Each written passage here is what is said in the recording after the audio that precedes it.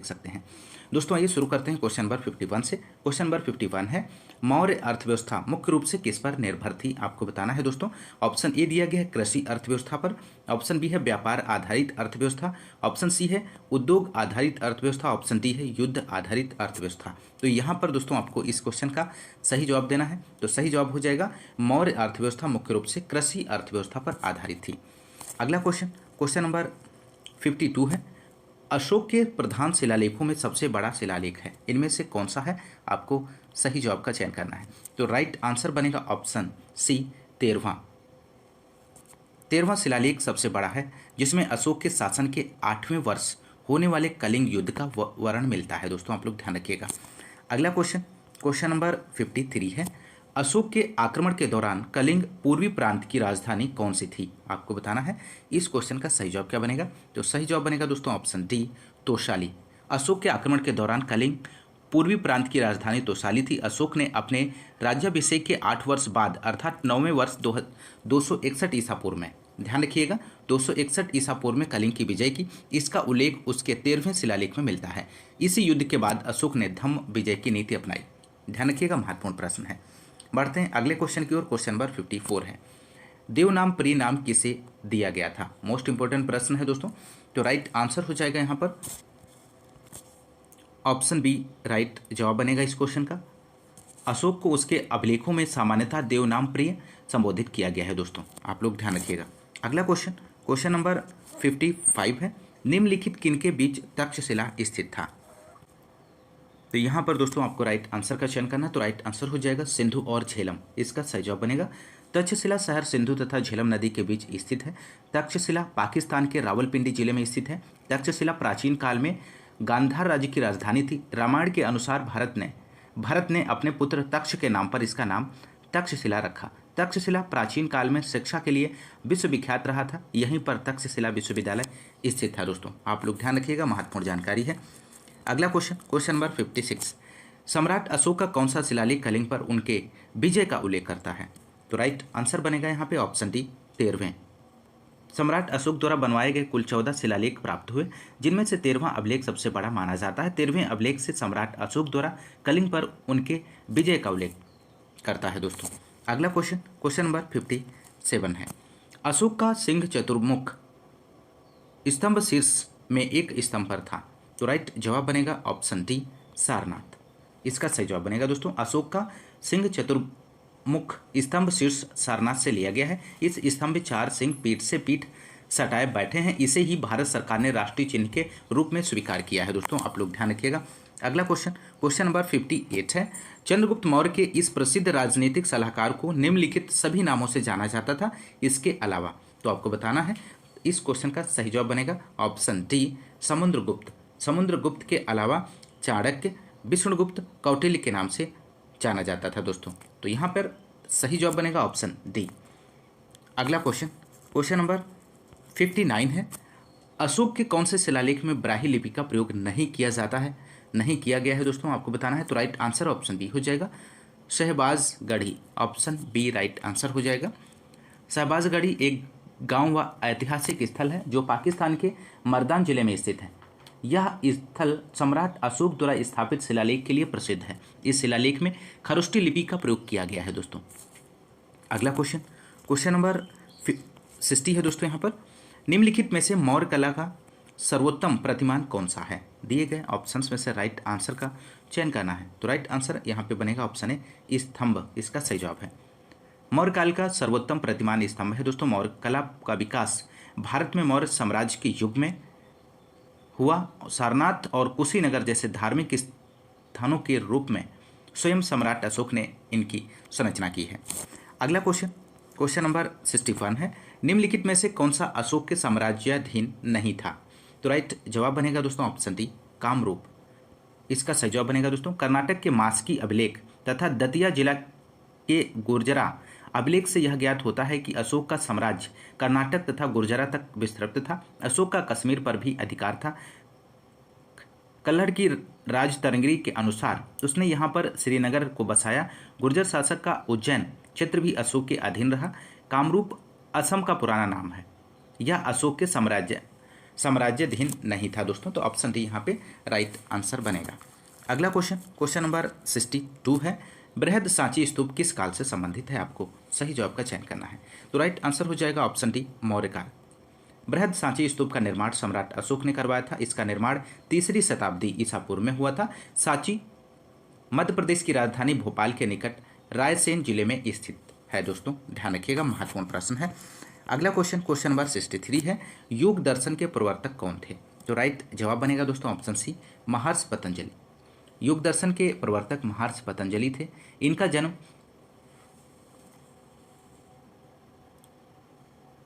गोनिया में हुआ था दोस्तों, आप लोग ध्यान रखिएगा।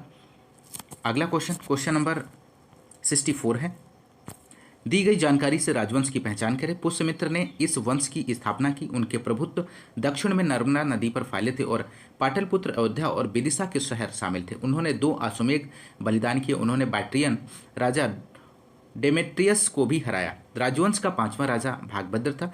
पतंजलि का गौरव ग्रंथ महाभाष्य इस समय के दौरान लिखा गया था। तो यहाँ पर दोस्तों आपको राइट आंसर का चयन करना है। तो राइट आंसर हो जाएगा ऑप्शन डी शुंग राजवंश, इसका सही जवाब बनेगा। मौर्य वंश के अंतिम राजा बृहदत्त को उसके सेनापति पुष्यमित्र ने मारकर शुंग वंश की स्थापना की। मालविकाग्नि मित्रम तथा दिव्यावदान के अनुसार पुष्यमित्र का साम्राज्य उत्तर में हिमालय से लेकर बरार विदर्भ तक, पश्चिम में पंजाब से लेकर पूर्व में मगध तक विस्तृत था। शुंग राजवंश के शासनकाल से ही पतंजलि ने महाभाष्य की रचना की है। तो राइट आंसर ऑप्शन डी हो जाएगा। अगला क्वेश्चन, क्वेश्चन नंबर 65 है, प्राचीन भारत के महान व्याकरणविद पतंजलि किसके समकालीन थे? आपको बताना है दोस्तों। तो प्राचीन काल के महान व्याकरणविद पतंजलि किसके समकालीन थे? तो राइट जवाब यहाँ पे बनेगा दोस्तों option C Pushyamitra Shunga. Option C यहाँ पे राइट जवाब हो जाएगा। अगला क्वेश्चन, क्वेश्चन नंबर 66 है दोस्तों, कनिष्क प्रथम के शासनकाल के दौरान कौन सा प्रसिद्ध आयुर्वेद विद्वान रहता था? तो राइट जवाब बनेगा ऑप्शन सी चरक। चरक एक महर्षि एवं आयुर्वेद विज्ञान के रूप में विख्यात थे। वे कुषाण राज्य के राजवैद्य थे। इन्हें आयुर्वेद के पितामह के रूप में जाना जाता है। इनके द्वारा रचित चरक संहिता एक प्रसिद्ध आयुर्वेद ग्रंथ है। ये कुषाण साम्राज्य के संस्थापक कनिष्क प्रथम के दरबार में रहते थे। अगला क्वेश्चन, क्वेश्चन नंबर 67 है, कुषाण मूलतः कहाँ के निवासी थे? तो यहाँ पर इस क्वेश्चन का सही जवाब बनेगा कुषाण मूलतः चीन के तुर्किस्तान के निवासी थे। ऑप्शन बी सही जवाब बनेगा। अगला क्वेश्चन, क्वेश्चन नंबर अगला है 6, गुप्त एवं गुप्तोत्तर साम्राज्य से संबंधित 68 क्वेश्चन नंबर, निम्नलिखित में से किस शासक के दरबार में बहुत से विद्वानों को नवरत्न के रूप में अलंकृत किया गया था? तो यहाँ पर इस क्वेश्चन का राइट जवाब बनेगा दोस्तों ऑप्शन ए चंद्रगुप्त द्वितीय। चंद्रगुप्त द्वितीय के दरबार में बहुत से विद्वानों को नवरत्न के रूप में अलंकृत किया गया था। नवरत्नों में सम्मिलित विद्वान धन्वंतरी, छपड़क, अमर सिंह, शंकु। चंद्रगुप्त द्वितीय ने विक्रमादित्य की उपाधि धारण की थी। तो आप लोग ध्यान रखिएगा, यहाँ पे इस क्वेश्चन का राइट जवाब बनेगा ऑप्शन ए। अगला क्वेश्चन, क्वेश्चन नंबर 69 है, हर्षवर्धन के शासनकाल के दौरान निम्नलिखित में से कौन सी नई राजधानी थी जो थानेश्वर से स्थानांतरित हुई थी? तो यहाँ पर दोस्तों राइट जवाब बनेगा ऑप्शन डी कन्नौज। हर्षवर्धन प्राचीन उत्तर भारत का एक सम्राट था जिसने 606, ध्यान रखिएगा, 606 ईस्वी से लेकर 647 ईस्वी तक शासन किया। यह पुष्य भूत वंश का था। इन्होंने अपने शासनकाल में अपनी राजधानी थानेश्वर से कन्नौज स्थानांतरित किया था दोस्तों। अगला क्वेश्चन, क्वेश्चन नंबर 70 है, निम्नलिखित में से किस शासक के दरबारी कवि हरिसेन थे? तो राइट जवाब बनेगा ऑप्शन बी समुद्रगुप्त। हरिसेन समुद्रगुप्त का दरबारी कवि था दोस्तों। अगला क्वेश्चन, क्वेश्चन नंबर 71 है, भारतीय इतिहास में धन्वंतरी कौन थे? तो राइट जवाब बनेगा चंद्रगुप्त विक्रमादित्य की सभा को सुशोभित करने वाले प्रसिद्ध चिकित्सक। ऑप्शन बी राइट जवाब बनेगा। अगला क्वेश्चन, क्वेश्चन नंबर 72 है, विक्रम संवत प्रारंभ हुआ था। तो कब प्रारंभ हुआ था दोस्तों? तो यहाँ पे राइट जवाब हो जाएगा ऑप्शन ए 57 ईसा पूर्व। विक्रम संवत 57 ईसा पूर्व विक्रमादित्य के समय, शक संवत 78 ईसा पूर्व दोस्तों कनिष्क के समय में। आप लोग ध्यान रखिएगा। अगला क्वेश्चन, क्वेश्चन नंबर 73 है, खगोलविद वराहमिहिर और कवि कालिदास किसके दरबार का हिस्सा थे?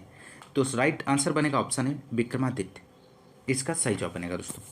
नेक्स्ट क्वेश्चन, क्वेश्चन नंबर 74 4 है, हर्षवर्धन ने 5 इंडीज को अपने नियंत्रण में लिया, इनमें से कौन सा 5 इंडीज था? तो दिए गए ऑप्शंस में से आपको राइट आंसर का चयन करना है। तो राइट आंसर हो जाएगा पंजाब, कन्नौज, बंगाल, बिहार और Orissa. Next question, question number 75, वह स्थल जहां हर्षवर्धन ने बौद्ध महासम्मेलन का आयोजन किया था। तो आपको यहां पर इस क्वेश्चन का राइट आंसर देना है। तो राइट आंसर ऑप्शन बी हो जाएगा प्रयाग। अगला क्वेश्चन, क्वेश्चन नंबर 76 है, कन्नौज से पूर्व हर्षवर्धन कहाँ का शासक था? तो राइट जवाब बनेगा दोस्तों ऑप्शन डी, थानेश्वर। हर्षवर्धन अंतिम हिंदू सम्राट था जिसने कश्मीर को छोड़कर समस्त उत्तरी भारत पर राज्य किया। हर्षवर्धन 606 ईस्वी में थानेश्वर के सिंहासन पर बैठा, बाद में कन्नौज को अपनी राजधानी बनाया। अगला क्वेश्चन, क्वेश्चन नंबर 77, गुप्त काल की प्रसिद्ध महिला शासक कौन थी? तो राइट जवाब बनेगा option B, Prabhavati Gupta. Next question, question number अगला है राजपूत राजवंश से 78 क्वेश्चन नंबर, 12वीं शताब्दी के आरंभ में दिल्ली पर किसका शासन था? तो राइट जवाब बनेगा दोस्तों यहां पर इस क्वेश्चन का ऑप्शन ए, तोमर वंश। 12वीं शताब्दी के आरंभ में दिल्ली पर तोमर वंश का शासन था। अगला क्वेश्चन, क्वेश्चन नंबर 79 है, जयचंद के विश्वासघात के कारण पृथ्वीराज चौहान की पराजय हुई, कालांतर में जयचंद कहां और कब मारा गया? तो राइट जवाब बनेगा ऑप्शन बी, चंदावर 1194। इसका सही जवाब बनेगा दोस्तों। अगला क्वेश्चन, क्वेश्चन नंबर 80 है, निम्न में से कौन से वंश ने भारत के दक्षिण भाग पर शासन नहीं किया है? तो राइट जवाब देना है आपको दिए गए ऑप्शंस में से। तो यहां पर इस क्वेश्चन का सही जवाब बनेगा ऑप्शन सी, राजपूत। राजपूत वंश ने भारत के दक्षिण भाग पर शासन नहीं किया है, आप लोग ध्यान रखिएगा। अगला क्वेश्चन, क्वेश्चन नंबर 81 है, पाल वंश से संबंधित। पाल साम्राज्य भारत के किस हिस्से से संबंधित हैं? आपको बताना है। तो राइट जवाब बनेगा ऑप्शन बी, पूर्वी। पाल साम्राज्य का विस्तार भारत के पूर्वी हिस्से में था दोस्तों। पाल साम्राज्य मध्यकालीन भारत का एक महत्वपूर्ण राजवंश था जो कि 750 से 1174 ईस्वी तक चला। इस साम्राज्य की स्थापना गोपाल ने की थी। इस वंश की राजधानी मुंगेर थी, इस बात को भी ध्यान रखिएगा। पाल वंश का सबसे महान शासक धर्मपाल था जिसने विक्रमशिला विश्वविद्यालय की स्थापना की थी। अगला क्वेश्चन, क्वेश्चन नंबर 82 है, पाल वंश का पहला शासक कौन था? तो यहाँ पर इस क्वेश्चन का सही जवाब बनेगा ऑप्शन सी, गोपाल। पाल वंश का संस्थापक गोपाल था, वह एक योग्य और कुशल शासक था। गोपाल ने 750 से 770 ईसा पूर्व तक ईस्वी तक शासन किया और उसने ओदंतपुरी अर्थात वर्तमान बिहार शरीफ में एक मठ का निर्माण करवाया था। तो ऑप्शन सी राइट जवाब बनेगा। अगला क्वेश्चन, दक्षिण भारतीय राजवंश चोल चालुक्य पल्लव संगम से संबंधित 83 क्वेश्चन नंबर है यहाँ पे। निम्नलिखित में से कौन सा शिव मंदिर चोल शासकों के संरक्षण में नहीं बनाया गया था? तो यहाँ पर दोस्तों आपको सही जवाब देना है। तो सही जवाब बनेगा ऑप्शन बी, गोंडेश्वर मंदिर सिन्नार, यहाँ पे सही जवाब हो जाएगा।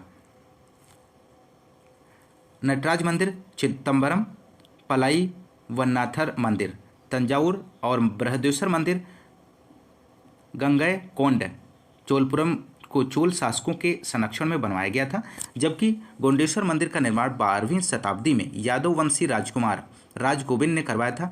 यह शिव मंदिर महाराष्ट्र राज्य के नासिक जिले के सिन्नार तालुका गांव में स्थित है दोस्तों, आप लोग ध्यान रखिएगा। तो ऑप्शन बी यहाँ पे इस क्वेश्चन का राइट जवाब बनेगा।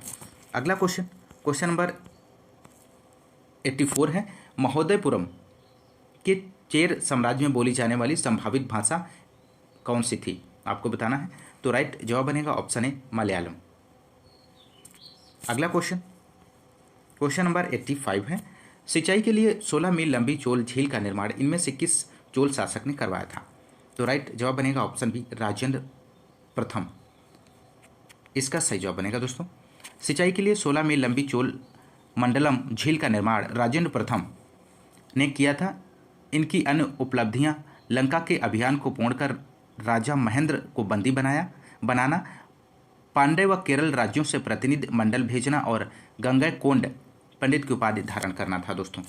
अगला क्वेश्चन, क्वेश्चन नंबर 86, कौन सा साहित्य संगम साहित्य के रूप में प्रसिद्ध है? तो राइट जवाब बनेगा ऑप्शन ए, तमिल साहित्य। इसका सही जवाब है। तमिल भाषा में लिखे गए प्राचीन साहित्य को संगम साहित्य कहा जाता है। सर्वप्रथम इन परिषदों का आयोजन पांड्य राजाओं के राज्य के संरक्षण में किया गया था। अगला क्वेश्चन, क्वेश्चन नंबर 87 है, चोल अभिलेखों के अनुसार जैन सभाओं को दान में दिए जाने वाले भूमि को क्या कहा जाता था? महत्वपूर्ण प्रश्न है दोस्तों। तो यहाँ पर इस क्वेश्चन का राइट जवाब बनेगा ऑप्शन सी, पल्ली पल्लीचांदनम पल्लीचांदम। ऑप्शन सी राइट जवाब बनेगा दोस्तों। अगला क्वेश्चन नंबर अगला है प्राचीन कालीन साहित्य एवं साहित्यकार से संबंधित। क्वेश्चन नंबर 88, प्रसिद्ध संस्कृत ग्रंथ लीलावती किस विषय पर लिखा गया है? तो यहाँ पे दोस्तों इस क्वेश्चन का राइट आंसर बनेगा ऑप्शन सी, गणित। इसका सही जवाब हो जाएगा। प्रसिद्ध संस्कृत ग्रंथ लीलावती का विषय गणित और खगोल शास्त्र है। यह एक प्राचीन ग्रंथ है जो भारतीय गणितज्ञ भास्कर द्वितीय द्वारा लिखा गया है। आप लोग ध्यान रखिएगा। क्वेश्चन नंबर 89 है मालविकाग्निमित्रम पुस्तक किसने लिखी है? तो राइट जवाब हो जाएगा दोस्तों ऑप्शन डी, कालिदास ने लिखी है दोस्तों। मालविकाग्निमित्रम कालिदास लेखक हैं दोस्तों। 10 कुमार चरितम डंडी की है दोस्तों। स्वप्नवास दत्ता महाकवि भास की है। किरातार्जुनीयम भारव की है दोस्तों। ये महत्वपूर्ण पुस्तकें हैं दोस्तों, आप लोग ध्यान रखिएगा। अगला क्वेश्चन नंबर 90 है अभिज्ञान शाकुंतलम किताब के लेखक कौन है? महत्वपूर्ण प्रश्न है। तो राइट जवाब बनेगा दोस्तों यहाँ पर ऑप्शन सी, कालिदास। इसका सही जवाब बनेगा। अष्टाध्यायी किसने लिखा है दोस्तों? पाणिनि ने लिखा है।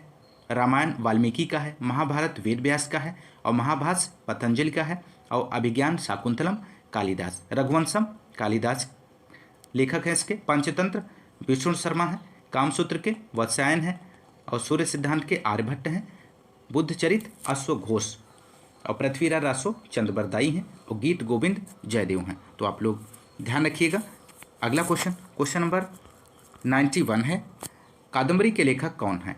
तो यहाँ पर दोस्तों आपको बताना है कादम्बरी के लेखक कौन है। तो राइट जवाब बनेगा ऑप्शन डी, बाणभट्ट। कादम्बरी संस्कृत साहित्य का महान आख्यायिका है। इसके रचनाकार बाणभट्ट हैं। इन्होंने हर्षचरित की भी रचना की थी। अगला क्वेश्चन नंबर 92 है दोस्तों विशाख दत्त द्वारा लिखित मुद्रा राक्षस कौन सी भाषा में लिखा गया है? महत्वपूर्ण प्रश्न है। तो यहाँ पर सही जवाब बनेगा ऑप्शन सी, संस्कृत। मुद्रा राक्षस 4वीं शताब्दी पूर्व में रचित संस्कृत का ऐतिहासिक नाटक है। इसके रचयिता विशाख दत्त हैं। अगला क्वेश्चन नंबर 93 है मेगास्थनीज जिसने भारत के बारे में प्रसिद्ध ग्रंथ इंडिका लिखी वह मूल रूप से किस देश का था?